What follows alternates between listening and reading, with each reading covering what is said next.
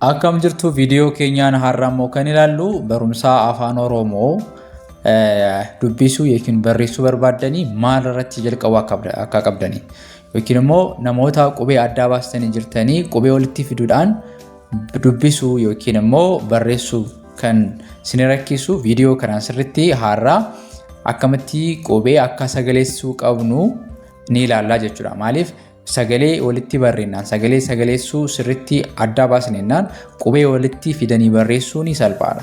Kanaaf inni guddaan maalidha? Afaan Oromoo keessatti qubee adda baasanii qubee sana akkamitti dubbachistuu fi dubbifama walitti fidnee akkamitti sagaleessuu qabna akka jedhu ni ilaallaa jechuudha. Kanaaf viidiyoo keenya har'aan kan ilaallu qubee dubbachistuu jiranii qubee dubbachistuu dubbifama wajjin yeroo dhufanii akkamitti dubbifamu kan jedhu sirriitti adda baasee sagalee isaanii isinii barsiisaa isinii agarsiisa jechuudha. Kanaaf viidiyoo kana amma dhumaatti ilaala. Namoonni chaanaalii kanaaf haaraa taatanii chaanaalii kana subscribe gochuudhaan nu jajjabeessaa. Isinillee barumsoota garaagaraa isinii qaqqaba jechuudha. Kanaaf kallattiidhaan barumsa keenya deemuun keenya dura namoonni karaa keessoon afaan Oromoo, Ingiliffaa, Amaaraffaa akkasumas herreegaa dabalatee sirriitti barsiisaa isinii fayyadamee bakkuma jirtanii sa'aa isinii mijeetuun barachuu barbaadan yeroo gabaabaa keessatti dubbisuu, barreessuu sirriitti baruu dandeessu. Jireenya keessaniif barumsa isinii barbaachisu qabachuu dandeessu jechuudha. Kanaaf bilbilli keenya viidiyoo kanarratti argama. Karaa Imo, WhatsApp akkasumas Telegram nu argattu. Nuuf bilbila galmooftanii barumsa keessan sirriitti guyyaa guyyaan barachuu dandeessu jechuudha. Amma kallattiidhaan gara barumsa keenya yeroo deemnu akkuma asirraatiin jedhee asii qubee dubbachistuu qofaatti jiru. Kanaaf qubee jalqaba yeroo adda baastan qubee yeroo bartanii qubee dubbachistuu fi dubbifama sirriitti adda baasuu qabdu. Kanaaf qubee dubbachistuu 5 jiru. Isaan warra kana fakkaatu A, E, I, O, U jenna. Kanaaf warra kana qofa isaanii yoo jecha kamiyyuu keessatti qofa isaanii duraa dhufaninaan of danda'anii sagalee mataa isaanii qabu. Sagaleen isaaniis A dha. E jennee jalqabna. I, O, U jenna. Garuu dubbachistuu ta'anii iddoo dhufanii jiru. Fakkeenyaaf dubbachistuu hojiin isaanii dubbachistuudha. Maaliif sagalee ta'uudha. Qubee kan birii qubeen dubbifama akka dubbifamuuf sagalee ta'anii dhufu yeroo biraa. Kanaaf amma jalqabarraa dhufanii sagalee mataa isaanii qabu malee yeroo qubee ta'anii dhufanii garuu kan dubbifamu qubee dubbifamaadha. Isaan garuu dubbachistuu yookiin immoo sagalee dubbifama sana yookiin immoo sagalee qubee dubbifama sana ta'anii kan tajaajilan.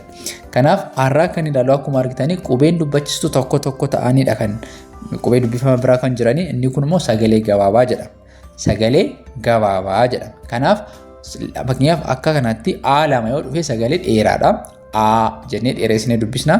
Garuu tokko taanaan A jennee sagalee gabaabaadhaan A jennee dubbisna jechuudha. Kanaaf asii sagalee gabaabaa ilaallaa jechuudha har'a. Amma asii baa fi A ritanii ba jedha. Ba. Siis Aadhaa dubbachistuun ca. Asii dubbachistuu aadhaa da. Asii dubbachistuun fa. Asii aadhaa dubbachistuun ga. Asis dubbachistuun maalidhaa? Aadhaa. Kanaaf ha jira jechuudha. Akkuma argitanii asii dubbachistuun maalidhaa? Aadha. Kanaaf walitti maal ta'a? Ba, ca, da, fa, ga, ha jedhee akkasitti dubbisaa jechuudha. Sirriitti adda baasaa. Takka irra deebi'a. Ba, ca, da, fa, ga, ha. Erga akkasitti dubbistanii ittaanu irratti amma asii qubee guguddaa turanii amma immoo qubee xixiqqaadha. Yeroo baay'ee dubbisa keessatti kan fayyadamnu qubee xixiqqaa waan ta'eef jechuudha. Kanaaf asii immoo sagaleen keenya E dha mitire E. Kanaaf quboonni E jiraannaan qubeen dubbifamaa E biraatti E jiraannaan sagalee isaanii maal jijjiirama? Inni A ture gara sagalee E'tti jijjiirama. Kanaaf akkamitti dubbisnaa? Asii be, ce, de, fe, ge ta'uu qaba. Asitti he ta'uu qaba. Asii dogoggoraadha. A jira, eetu ta'uu qaba, ge, he ta'uu qaba jechuudha. Kanaaf asitti be, ce, de, fe, ge, he akkanatti dubbifamuu qaba. Itti aanee kan jiru sagaleen dubbachistuu keenyaa i'dha. Kanaaf amma sagaleen as miti, ees miti, amma i ta'a. I. Kanaaf dubbifamaan sagalee i'dhaan dubbifamaa jechuudha. Kanaaf asii bi, ci, di, fi, gi, hi ta'a jechuudha. Irreen deebi'a. Bi, ci, di, fi, gi, hi. Argitanii? Haala kanaan sagalee i jedhu qaba jechuudha. Yeroo maal ta'u dubbachistuun dubbifama bira i jiraannaan sagalee maalii qaba? I jedhu qabdi jechuudha. Itti aanee qubeen dubbachistuu keenyaa oodha. Kanaaf qubeen dubbifamaa kamiyyuu o jiraannaan bira o sagalee jedhu qaba. Kanaaf asii bo ta'a jechuudha. Asitti bo, co, do, fo, go, ho ta'a jechuudha. Ammas na wajjin dubbisa. Irraan deebi'a. Asii bo, co, do, fo, go, ho ta'a jechuudha. Bareeda. Asii immoo warra deebinu maaltu jira?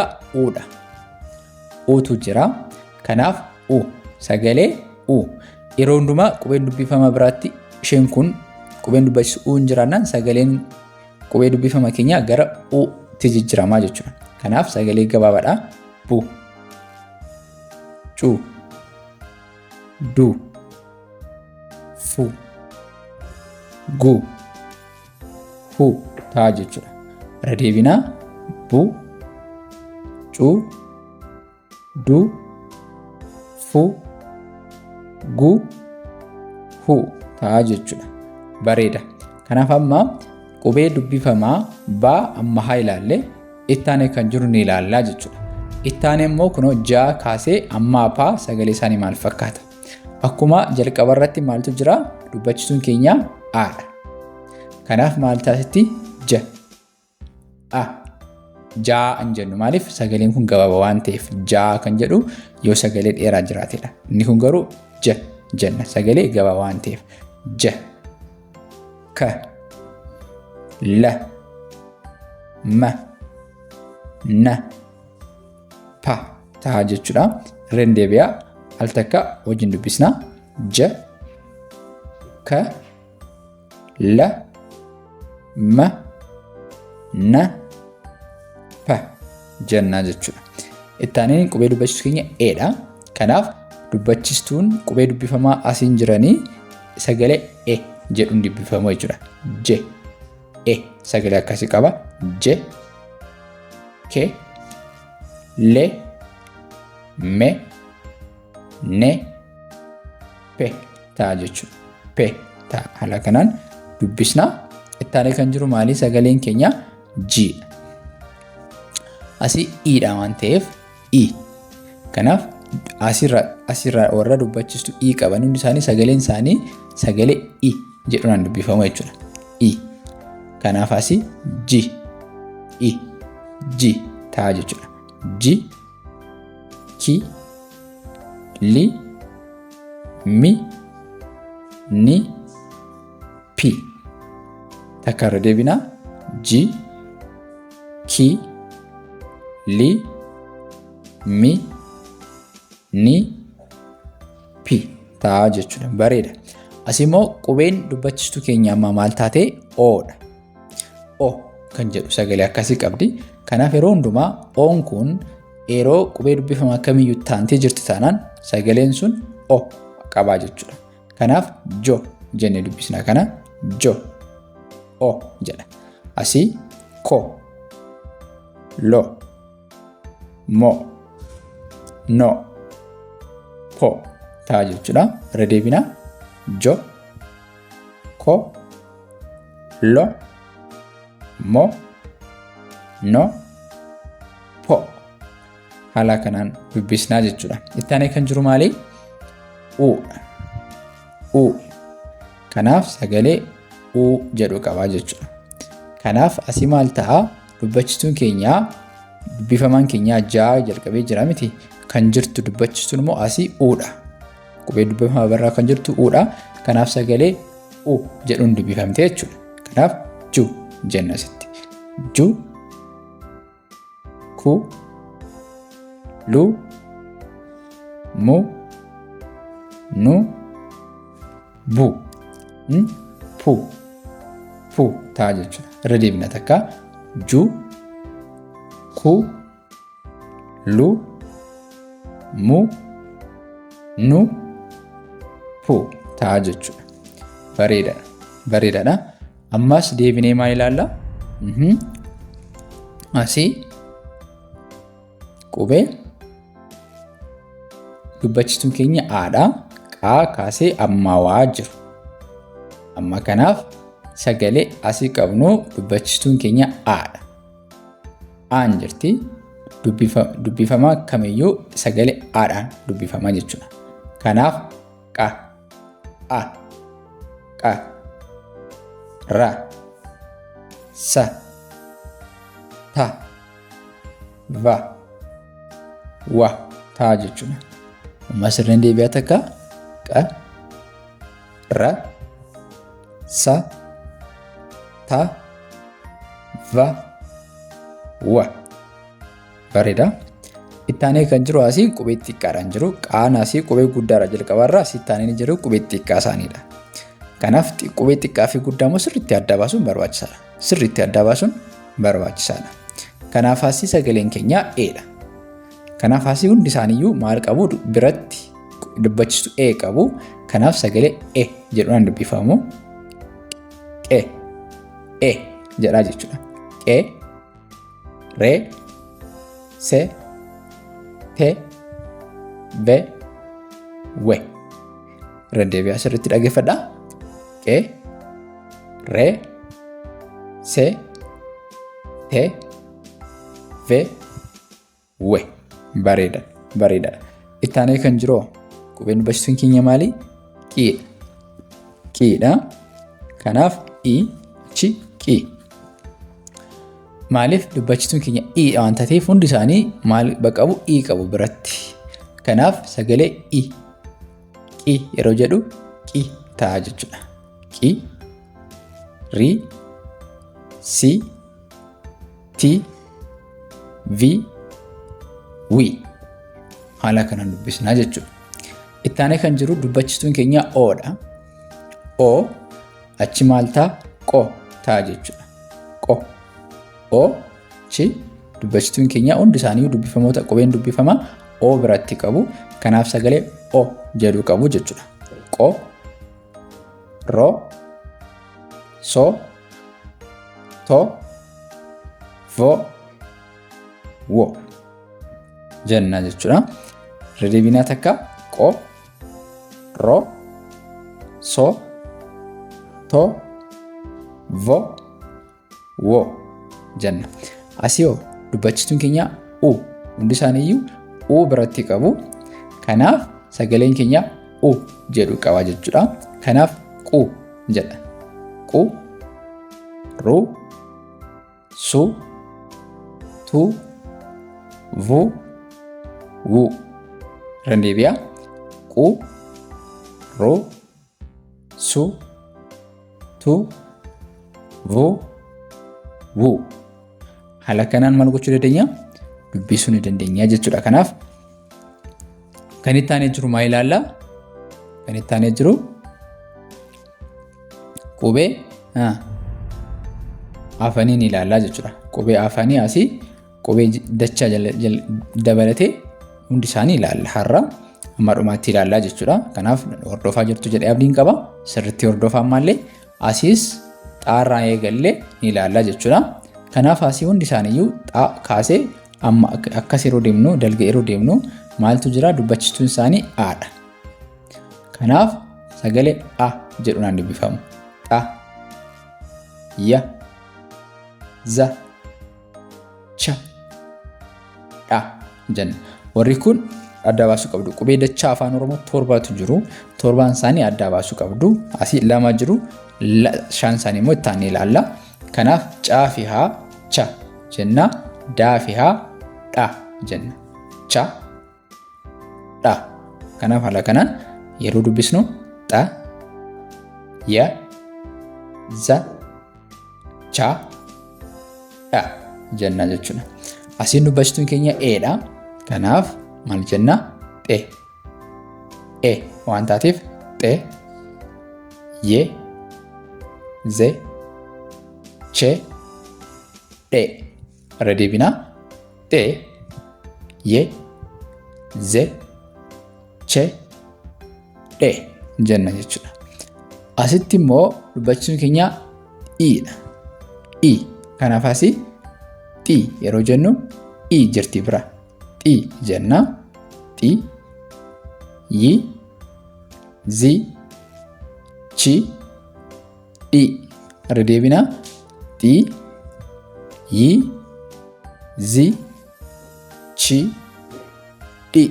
Bareeda. Bareedadha. Itti aanee immoo maaltu jira? O'dha. O. Kanaaf o yeroo jennu maaltu jira? Xo. Xoon jira jechuudha. Xo. Maaliif? O sagalee akkasii qaba waan ta'eef xo, yo, zo, cho, dho. Rendeebiyaa xo, yo, zo, cho, dho. Bareeda. Bareedadha.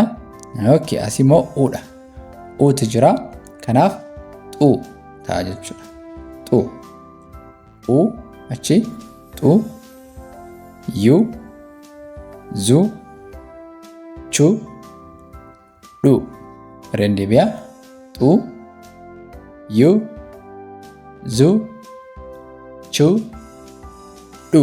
Haala kanaan sagaleessuu dandeenya jechuudha. Kanaaf inni itti aanee jiru asiimmoo akkuma jiranii qubee dachaa lamaan isaanii chaa fi dhaa ilaalleerra. Amma immoo warra afanii ni ilaallaa jechuudha. Paa fi haa pha jedhu sagalee akkasii qabu pha. Saa fi haa shaa. Taa fi saa tsa. Zaa fi haa zhaa. Naa fi haa immoo nyaa jenna jechuudha. Nyaa. Warri kun sagaloota yookiin immoo qubee dachaa afaan Oromoodha. Kana kun qofaatti ni qo'atamu jechuudha. Amma immoo sagalee isaanii ni ilaalla. Kanaaf dubbachistuun isaan biraa jirtu asii jalqaba irratti aadha. Kanaaf sagalee a jedhuun dubbifamu. Kanaaf pha jenna jechuudha. Pha, sha, tsa, zha, ya. Alta kan deebi'a. Pha, sha, tsa, zha, nya jedha jechuudha. Nya. Okay. Amma immoo e dubbachistuun biraa jirtu eedha. E jirti. Kanaaf asii phe yeroo jedhu e akkasii qaba. Sagalee e jedhu qaba. Kanaaf phe, she, tse, zhe, nye. Rendeebiyaa phe, she, tse, zhe, nye ni ta'a jechuudha. Asiin dubbachistuun keenya i'dha. I. Kanaaf i yeroo jennu sagaleen keenya asis jiru i ta'a jechuudha. Kanaaf phi jenna asitti. Phi, shi, tsi, zhi, nyi. Rendeebiyaa phi, shi, tsi, zhi, nyi. Bareedaadha. Itti aanee kan jiru maali? Pho. Phoodha jechuudha. Itti aanee kan jiru phoodha. Pho maaliif pho ta'ee o kan jedhu sagaleen dubbachistu o jedhu asii jira waan ta'eef pho jennee dubbisna. Pho, sho, so, jo, nyo. Rendeebiyaa pho, sho, so, jo, nyo ni ta'a jechuudha. Ittaanee kan jiru maali? Uudha. Sagaleen dubbachistuun keenya uudha. Kanaaf hundi isaaniiyyuu of biratti maal qabu? U dubbachistu u. Kanaaf sagaleen isaanii gara utti jijjiiramaa jechuudha. Kanaaf phu ta'a jechuudha. Phu. Kanaaf phu, shu, su, ju, nyu. Rendeebiyaa phu, shu, su, ju, nyu. Kanaaf viidiyoo kana amma akka sirriitti hubattanii abdiin qaba. Maaliif sagaleen isaanii qofaatti sagalee wal fakkaataan yeroo dubbifamanii maal akka fakkaatiin ilaaltanii jirtu. Kanaaf haala kanaan dubbachistuu fi dubbifama walitti fiduun sagaleessuun ni danda'ama. Sagalee kana adda baastanii jechuun dubbifamaa kamiyyuu barreeffamaa kamiyyuu sagaloota kana walitti fiduudhaan kan dubbifamu kan ijaaramu waan ta'eef salphaadha jechuudha. Kanaaf jalqabaa garuu sagalee kana adda baasuun isinirra eegamaa jechuudha. Kanaaf namoonni immoo karaa keessoon barsiisaan isiniif ramadamee sirriitti yeroo gabaabaa keessatti barachuu barbaaddan Amaaraffaa, Ingiliffaa, Afaan Oromoo, herreega barumsa barbaadan barachuu dandeessu. Bilbilli keenya viidiyoo kanarratti argamuun immoo WhatsAppii, Telegiraamiin waan isinii fayyadamuu dandeessanii kamiyyuu nu argachuu dandeessu. Nu bilbila barumsa keessanii yeroo gabaabaa keessatti sirriitti barachuu dandeessu jechuudha. Kanaaf barumsi keenyaarraa kana fakkaata. Barumsa biraan amma walitti deebinee dhufnu nagaan turaa. Ciao.